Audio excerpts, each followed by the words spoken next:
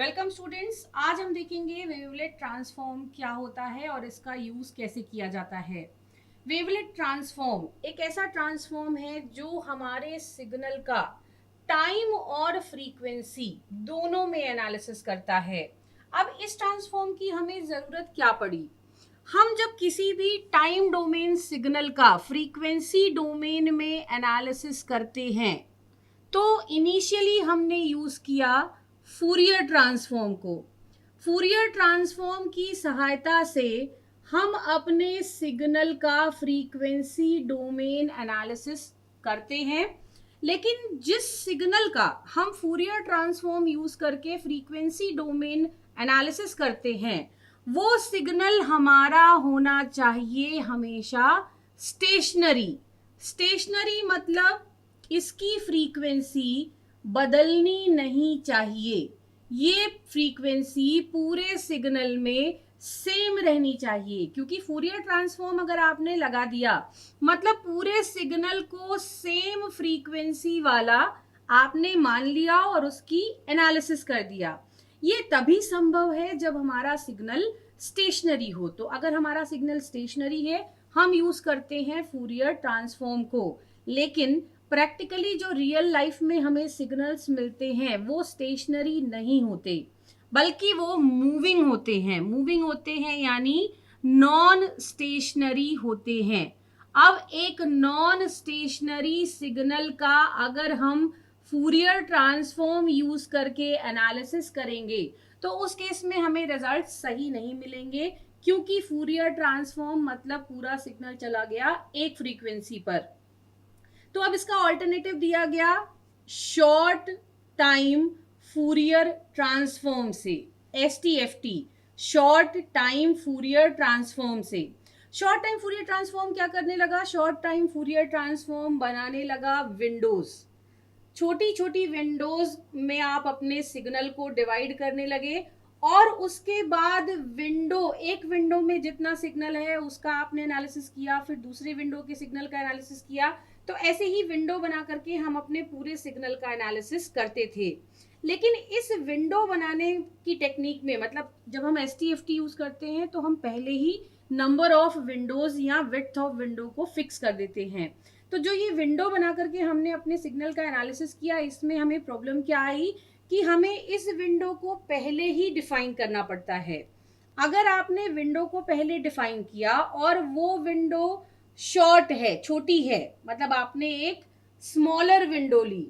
अगर आपने एक स्मॉलर विंडो ली उस केस में आपने जिस नॉन स्टेशनरी सिग्नल का एनालिसिस किया उसका टाइम एनालिसिस तो अच्छा रहा। टाइम एनालिसिस अच्छा रहा यानी आपको टाइम रिजोल्यूशन तो अच्छा मिलेगा, लेकिन फ्रीक्वेंसी रिजोल्यूशन आपको उस सिग्नल का अच्छा नहीं मिलेगा। फ्रीक्वेंसी रिजोल्यूशन अच्छा नहीं मिलेगा यानी फ्रीक्वेंसी स्केल पर आप अपने सिग्नल का एप्रोप्रिएट एनालिसिस, सही एनालिसिस नहीं कर पा रहे हैं। तो अगर हमने स्मॉलर विंडो ली तो टाइम रिजोल्यूशन तो हमें अच्छा मिलेगा लेकिन फ्रीक्वेंसी रिजोल्यूशन हमें खराब मिलेगा। वहीं पर अगर हमने वाइड विंडो ली मतलब बड़ी विंडो ली तो लार्ज विंडो के केस में इसी का उल्टा हो जाता है, यानी कि हमारा जो टाइम रिजोल्यूशन है ये पुअर हो जाता है लेकिन फ्रीक्वेंसी रिजोल्यूशन हमारा अच्छा होता है। तो अब हमें एक कॉम्प्रोमाइज करना पड़ता है कि हम टाइम रिजोल्यूशन को बेटर रखें या फ्रीक्वेंसी रिजोल्यूशन को बेटर रखें। कहीं ना कहीं हमें कॉम्प्रोमाइज करना पड़ता है। तो अब इसका सल्यूशन दिया गया वेवलेट ट्रांसफॉर्म को यूज करके। वेवलेट ट्रांसफॉर्म यानी एक वेव जैसी ट्रांसफॉर्म। अब वेव जैसी ट्रांसफॉर्म यानी इस ट्रांसफॉर्म में हम क्या करते हैं, इस ट्रांसफॉर्म में हम छोटी वेव्स की सहायता से स्मॉलर वेव्स पहले लेते हैं, सिलेक्ट करते हैं। वेवलेट है तो हम वेव को सिलेक्ट करते हैं, छोटी छोटी बहुत सारी वेव फॉर्म्स को लेते हैं और इन वेव फॉर्म को कहा जाता है वेवलेट। ये जो शॉर्टर वेव हमने लिया इसी को कहा जाता है वेवलेट। और इसी वेवलेट की सहायता से हम अपने सिग्नल का एनालिसिस करते हैं। तो नॉन स्टेशनरी सिग्नल हमारा होना चाहिए, उस केस में हम उसका वेवलेट एनालिसिस करते हैं। अब ये जो छोटी छोटी वेवलेट्स हमने ली, इनके आधार पे हम अपने सिग्नल का एनालिसिस कैसे करते हैं? तो बेसिकली हम क्या करते हैं कि हमारा जो भी सिग्नल है, सपोज हमारा सिग्नल है ऐसा, तो हम सिग्नल के अलग अलग पार्ट के हिसाब से वेवलेट लेंगे। जैसे इस पार्ट के लिए ले लिया आपने एक इंडिपेंडेंट वेवलेट, इसके लिए ले लिया, तो ऐसे ही हर पार्ट के लिए हमने अलग अलग वेवलेट्स को सेलेक्ट कर लिया।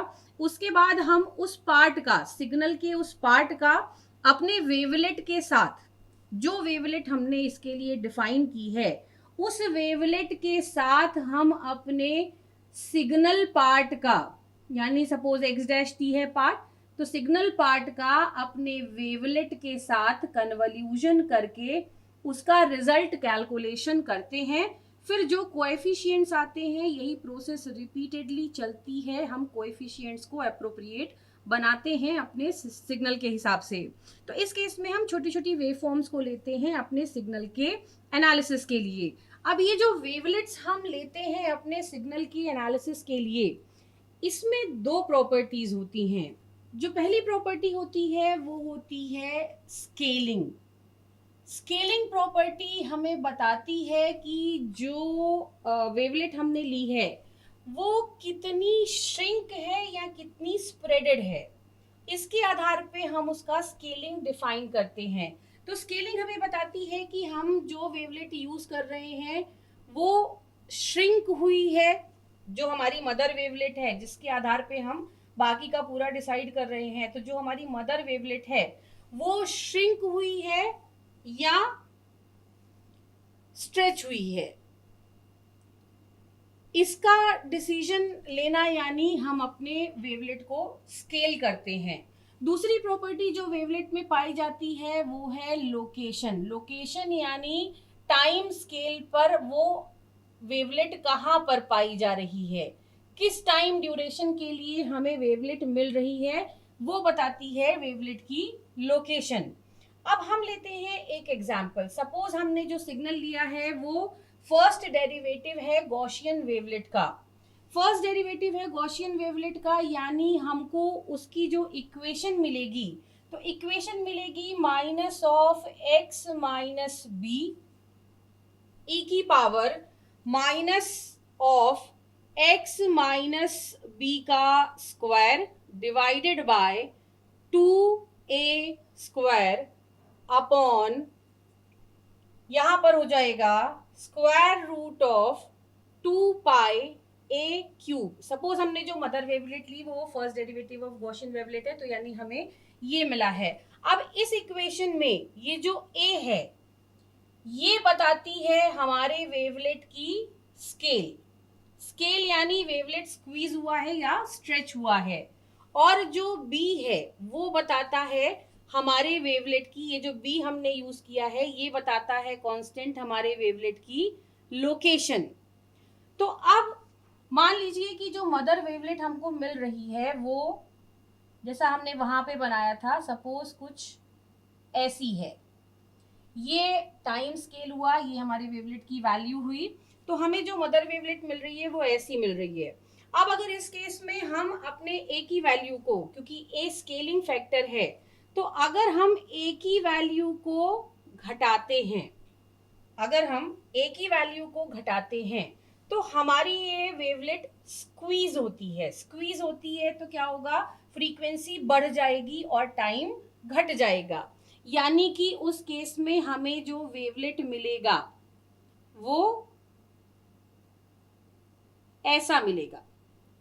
देखिए सिग्नल हमारा स्क्वीज हो गया है, दब गया है, तो उस केस में क्या होगा, फ्रीक्वेंसी कंटेंट बढ़ रहा है और टाइम ड्यूरेशन घट रहा है। वहीं पर अगर a की वैल्यू को हम बढ़ा देते हैं तो मदर वेवलेट स्ट्रेच हो जाएगी। स्ट्रेच हो जाएगी यानी और ज्यादा ऐसी दिखेगी, स्ट्रेच हो गई है। तो अगर हम a की वैल्यू को घटाएंगे हमारा मदर वेवलेट स्क्वीज हो जाएगा, अगर हम a की वैल्यू को बढ़ाएंगे तो ये स्ट्रेच्ड हो जाएगा। अब यहाँ पर अगर हम b की वैल्यू को बढ़ाएं या घटाएं तो लोकेशन पर असर पड़ेगा, यानी अगर हम b की वैल्यू को घटाएंगे तो ये पूरा वेवलेट शिफ्ट होगा लेफ्ट साइड पे, यानी हमें जो वेवलेट मिलेगी वो ऐसी मिलेगी। वहीं पर अगर हम b की वैल्यू को बढ़ाते हैं तो ये पूरा वेवलेट शिफ्ट होगा राइट साइड पे, यानी हमें एक ऐसा सिग्नल मिलेगा। तो A स्केल को बताता है और B लोकेशन को बताता है, और हमारे जो वेवलेट के दो मेन पैरामीटर्स हैं वो स्केलिंग और लोकेशन है। वेवलेट ट्रांसफॉर्म का यूज बेसिकली होता है डेटा कंप्रेशन में, फिंगरप्रिंट डिटेक्शन में, इस तरह से कई सारी जगहों पर हम वेवलेट ट्रांसफॉर्म को यूज करते हैं। तो ये है हमारे वेवलेट ट्रांसफॉर्म का इंट्रोडक्शन।